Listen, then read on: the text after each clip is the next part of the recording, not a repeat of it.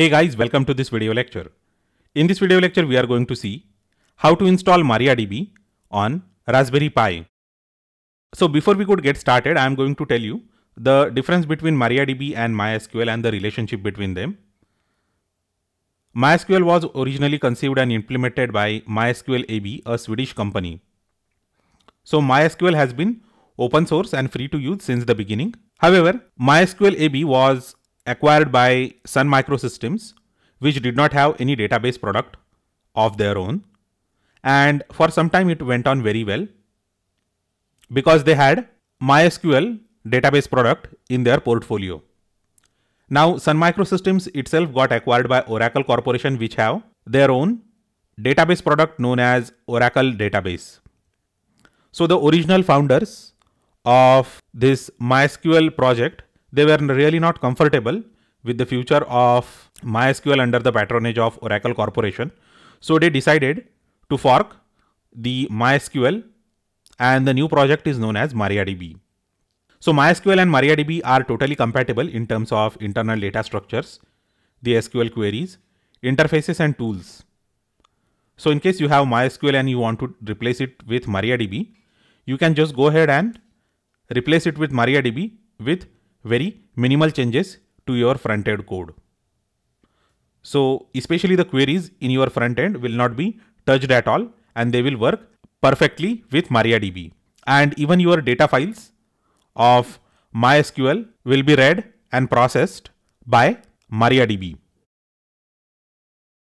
Let us understand how we can install MariaDB on Raspberry Pi. So I have already compiled a nice document for that. First we need to update, and the command is sudo apt-get update.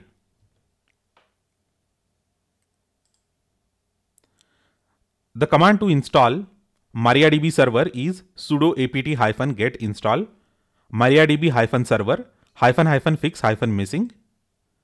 So let me copy this. We know that any database product comes with two components, server and client. So let's install the server first. So it is going to take some time for us to install the MariaDB server because it is, I guess, 140 MB of download and installation. So I'm going to skip the part where it downloads and installs it. So the MariaDB server has been installed. Now let us clear the screen and install MariaDB client because we need the client to connect to MariaDB server. So the command is very simple, sudo apt-get install MariaDB-client, and it is available in the PDF that I have given you.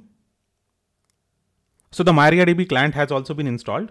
Now let us go ahead and set up the server. So we need to configure it, okay, before we could start using it. So I'm just going to copy this command, and the command is sudo MySQL secure installation. So let me magnify it. Sudo. So let's copy it. Yeah. So I have set the password for the current user root Raspberry. So the password is Raspberry, and for all the other options I am entering no. Okay, so the setup is complete and we are free to use MariaDB. Okay, so you must have understood what I have done. So let me repeat it for you once again. Sudo MySQL secure installation, and you just need to enter the current password for the root, which I had set Raspberry, and it is asking us to change the root password, no. Remove anonymous users, no. Disallow root login remotely, no. Remove test database and access to it, no. Reload privilege tables now, no. And that's it. Okay, so you can do it as many times as you want. Okay, if you want to change any settings. So it is a simple utility or tool to configure your database server. Now in order to log in to your database, we need to use MySQL client or MariaDB client. So you just need to say sudo space MySQL space -u space root space -p. So here root is the user And when you say -p, it is going to prompt you for the password. So I'm just going to copy this.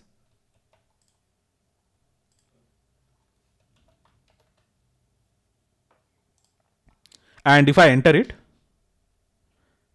I'm going to say Raspberry. Raspberry is the password that we had entered. Now I have actually the list of databases. So I can actually see the list of databases with the command show databases. So this is information schema, MySQL and performance schema, 3 rows in a set. We can create our own schema or database. Basically, schema and database mean the same thing in MySQL or MariaDB. So if you are an Oracle user, then it might be a little bit confusing for you because a schema is equivalent to a user. A database could have multiple schemas in Oracle, but here it is totally different. A user can log into various databases or various schemas. A schema or a database can allow multiple users to use it. Okay. So that is a basic difference. So again, let me repeat. A schema or a database is the same thing in MySQL or MariaDB. So remember that. So now we are going to create a new database, and the command for that is very easy: create database WordPress. So it is going to create a WordPress database. If you want to host a WordPress site on your Raspberry Pi, then this database will be useful. So as of now, it is completely empty database. So if I say show tables, or before that I will have to switch to WordPress database. So I'm just going to say use WordPress, and if I say show tables empty set, it means that there are no tables in WordPress, and we can grant all privileges on WordPress to the root user using this command. So the only thing is that we will have to change the password here. Just say Raspberry, and this is the output. Okay, so all the privileges on all the objects have been granted for WordPress database to the root user on the local host. Now let us go ahead and exit. We have already seen that the database that we have created, WordPress, it doesn't have any tables. So in case you want to practice your SQL skills on MariaDB or MySQL, you can't do it. Okay, because there is nothing in that, and all the other schemas or databases like information schema, MySQL and performance schema, these are all internal schemas that are used to maintain the data dictionaries. So I have another PDF that is going to help us to install a sample database known as Sakila. Okay, so now let us log into our database once again, because we need to run the queries in this PDF. So I shouldn't have logged out. Okay, so the password is Raspberry. Now let us see. We can create actually our own user. Create user, test user @localhost identified by test123. And before we could create the user, I'm just going to copy this query, which is select user host from mysql.user. So mysql.user is a data dictionary which is going to show us the list of all the users in our database server. Okay, so as of now, there is only one user, that is root, which actually is the default user, or it is actually created when we install the MySQL server or MariaDB server. Now I'm going to create my own user with this query: create user, test user @localhost identified by test123. So let me copy this query and execute it here. Okay, and if I again try to see, select user comma host from mysql.user, then it shows me root and test user, 2 users. And if I say grant all privileges on *** to test user @localhost, copy this.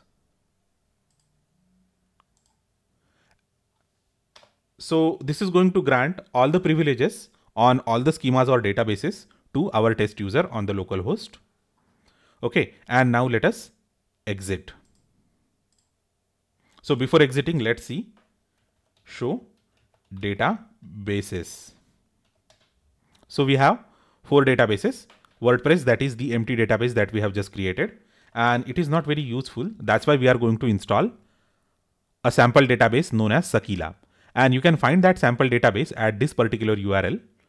Okay, so it is a GitHub URL. You go to this URL by clicking on this particular link, and here we have, you can just go ahead and download it as a zip, and then you will have to extract it. So once you have extracted that thing, there will be a folder known as Sakila. So here we have this Sakila folder. In this Sakila folder or Sakila directory, we have two files, Sakila-mv -data.sql, Sakila-mv -schema.sql. Okay. And if I say cd downloads,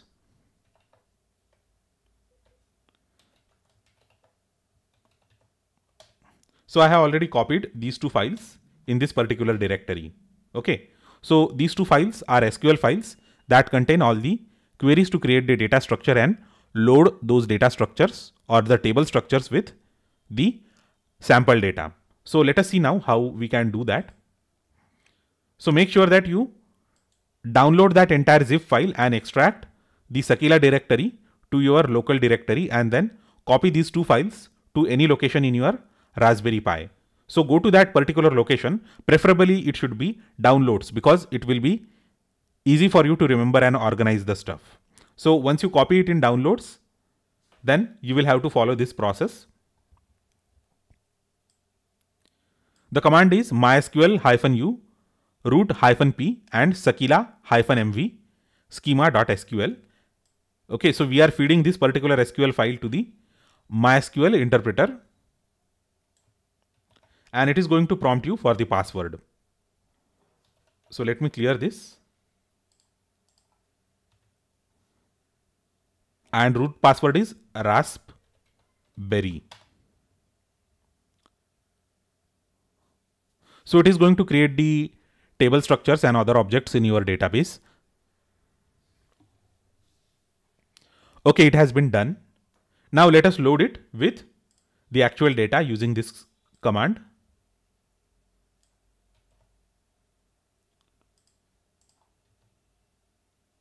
So it is going to take some time, and let us see how long it takes.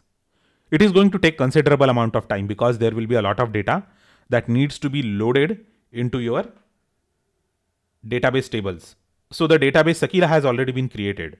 So if you have any other window open in parallel, then you can check it by typing in the query show databases, and probably it will also have the tables. Only the thing is that tables will be empty. Okay, now the tables will be populated with all the data. Okay, because the second SQL file sakila-mv -data.sql has all the data, and we have just executed it, and it has loaded all the tables with the data. So the data in the table is populated. Now we can just go to the database, and now this time we are going to log in with test user. So let me delete this, and let me say test user, and the password is test123. If you remember, the password is test123. So now I'm going to say show databases. Okay, so that is Sakila, and I can actually go to that Sakila database by saying use Sakila. Okay, and I'm just going to say show tables, and here we have 23 different tables. So so one of the tables is actor, so I can just run a query saying that select star from actor,